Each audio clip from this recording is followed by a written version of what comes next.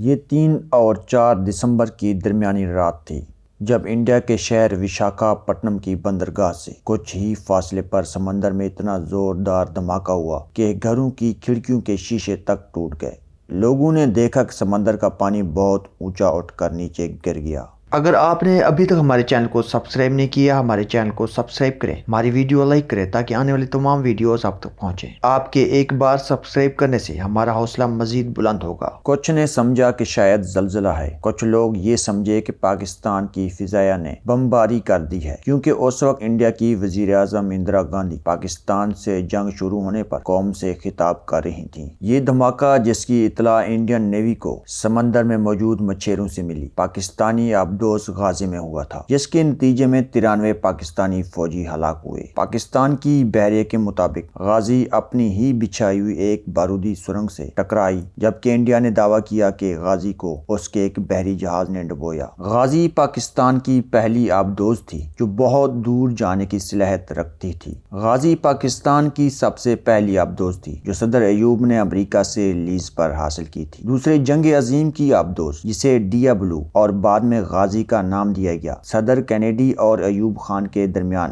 معاہدے کے تحت جنوری 1964 میں پاکستان کے حوالے کیا گیا۔ 1971 میں پاکستان فرانس سے ڈیفائن کلاس کی مزید 3 آبدوزیں لے چکا تھا، لیکن غازی وہ واحد آبدوز تھی جو دشمن کے زیر کنٹرول پانیوں میں اپنی ہدف کو نشانہ بنانے کے لیے دور تک جانے کی صلاحیت رکھتی تھی۔ پاک بحریہ نے اپنی تمام آبدوزوں کو 14 سے 24 نومبر کے درمیان اپنے پہلے سے طے شدہ گشت والے علاقوں کی طرف آگے بڑھنے کا حکم دیا تھا۔ آبدوز غازی کو سب سے دور خلیج بنگال میں بھیجنے کا حکم دیا گیا تھا۔ اگر غازی وکرانت کو تباہ کرنے یا نقصان پہنچانے میں کامیاب ہو جاتی تو انڈیا کے بحری منصوبوں کو بہت نقصان پہنچتا۔ انڈیا کا طیارہ بردار جہاز وکرانت کا پرانا نام HMS ہرکولس تھا، جسے انڈیا نے سن 1957 میں برطانیہ سے خریدا تھا۔ یہ سن 1943 میں بنایا گیا تھا، لیکن وہ دوسری عالمی جنگ میں حصہ نہیں لے سکا تھا۔ وکرانت کو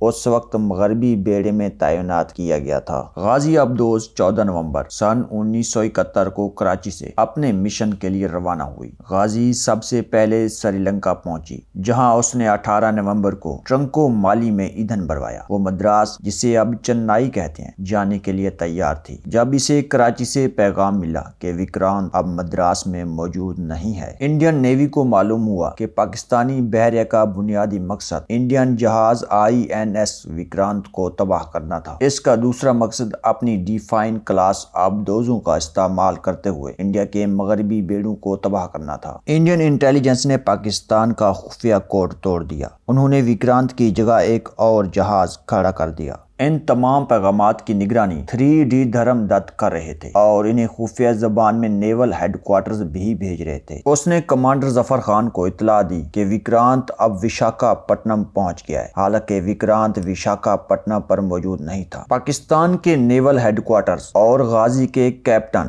دونوں نے محسوس کیا کہ ان کے لیے وکرانت کو تباہ کرنے کا بہترین موقع ہے۔ غازی نے 23 نومبر سن 1971 کو ٹرنکو مالی سے وشاکھاپٹنم کا سفر شروع کیا۔ اس نے 25 نومبر کو چنائی عبور کیا اور 1 دسمبر کو رات 11:45 پر وشاکھاپٹنم پورٹ کی نیویگیشن چینل میں داخل ہوئی۔ میجر جنرل فضل مقیم خان اپنی کتاب پاکستان کرائسس اینڈ لیڈرشپ میں لکھتے ہیں کہ ان کے ساتھ یہ مسئلہ تھا کہ غازی نیویگیشن چینل کی کم گہرائی کی وجہ سے بندرگاہ سے صرف 1 میل تک ہی جا سکتی تھی، اس سے آگے نہیں۔ کمانڈر ظفر خان نے فیصلہ کیا کہ وہ جہاں ہیں وہیں رہیں گے اور وکرانت کے باہر آنے کا انتظار کریں گے۔ اس کہانی کا سب سے بڑا موڑ یہ تھا کہ وکرانت وشاکھاپٹنم میں موجود نہیں تھا اور اسے جزائر انڈمان بھیجا جا چکا تھا۔ اس کی جگہ پرانا تباہ کن INS راجپوت کو تعینات کر کے انڈین نیوی نے یہ تاثر دیا کہ وکرانت وشاکھاپٹنم میں کھڑا ہے۔ راجپوت کو وشاکھاپٹنم سے 160 کلومیٹر دور لے جایا گیا تھا اور کہا گیا تھا کہ وکرانت کا کال سائن استعمال کریں اور وہی ریڈیو فریکوینسی استعمال کریں۔ اس دھوکہ والی مہم کی کامیابی کا ثبوت غازی کی باقیات سے ملنے والی ایک سگنل سے ملا۔ اتنے میں غازی آبدوز میں ایک خرابی کے باعث گیس دھواں پھیلنا شروع ہو چکا تھا۔ غازی کے میڈیکل افیسر نے اس تشویش کا اظہار کیا کہ غازی سے نکلنے والا دھواں نہ صرف نوجوانوں بلکہ آبدوز کے لیے بھی خطرہ پیدا کر سکتا ہے۔ انہوں نے مشورہ دیا کہ غازی کو رات کے وقت سطح پر لایا جائے تاکہ کچھ تازہ ہوا ملے اور اس دوران بیٹریاں بھی تبدیل کی جائیں۔ کمانڈر ظفر خان نے بھی محسوس کیا اگر آبدوز کی ہائیڈروجن کی سطح پہلے سے طے شدہ حفاظتی معیار سے تجاوز کر گئی تو غازی کے لیے تباہی کا خطرہ بڑھ جائے گا، لیکن کیپٹن ظفر یہ بھی جانتے تھے کہ اگر غازی کو دن کی روشنی میں مرمت کے لیے اوپر لایا گیا تو وہ فوراً نظر آئے گی۔ شام کے 5 بجے آبدوز کے ایگزیکٹو آفیسر اور میڈیکل آفیسر دونوں نے کیپٹن ظفر کو آگاہ کیا کہ آبدوز کے اندر کی ہوا آلودہ ہو چکی ہے، جس کی وجہ سے ایک بحری سپاہی بے ہوش ہو گیا ہے، اور انہوں نے مشورہ دیا کہ رات تک انتظار کرنے کا وقت نہیں ہے، غازی کو فوراً سطح پر لے جانا چاہیے۔ کیپٹن ظفر نے حکم دیا کہ غازی کو پیریسکوپ کی سطح پر لے جایا جائے تاکہ وہ بحر کا معائنہ کر سکیں۔ غازی کو آہستہ آہستہ سطح سمندر سے 27 فٹ نیچے تک لایا گیا تھا۔ وہاں سے کیپٹن ظفر جو پیریسکوپ سے منظر کا جائزہ لے رہے تھے اور دیکھتے ہی دنگ رہ گئے۔ انہوں نے دیکھا کہ مشکل سے 1 کلومیٹر دور ایک بڑا انڈین بحری جہاز ان کی سمت بڑھ رہا ہے۔ وقت ضائع کیے بغیر ظفر خان نے غازی کو مزید گہرائی میں لے جانے کا حکم دیا۔ کیپٹن ظفر کے حکم کے 90 سیکنڈ کے اندر غازی دوبارہ سمندر کی تہہ میں اتر گئے۔ 1 منٹ میں انڈین بحری جہاز غازی کے اوپر سے گزر گیا۔ کیپٹن ظفر حالات کا جائزہ لے رہے تھے۔ اسی دوران میڈیکل افیسر دوبارہ آئے اور کہا صورتحال مزید خراب ہو رہی ہے۔ آبدوز کے اندر ضرورت سے زیادہ ہائیڈروجن گیس پیدا ہو رہی تھی۔ غازی میں اندر سے زوردار دھماکہ ہوا۔ غازی آبدوز میں ہونے والا دھماکہ اس کے اگلے حصے میں ہوا۔ آبدوز کے اگلے حصے میں 2 چیزیں ہوتی ہیں، ایک اس کی بیٹری جبکہ ساتھ ہی بارودی سرنگیں اور تارپیڈو سٹور بھی۔ یہ دونوں ساتھ ساتھ ہیں۔ اگر ایک ہی بارودی سرنگ پھٹتی ہے تو باقی بھی پھٹیں گی اور بیٹری بھی پھٹے گی۔ اگر بیٹری پھٹتی ہے تو پھر بارودی سرنگیں بھی پھٹیں گی، لیکن یہ کہنا مشکل ہے کہ پہلے کیا پھٹا تھا۔ پاکستان نیوی کے مطابق 9 دسمبر کو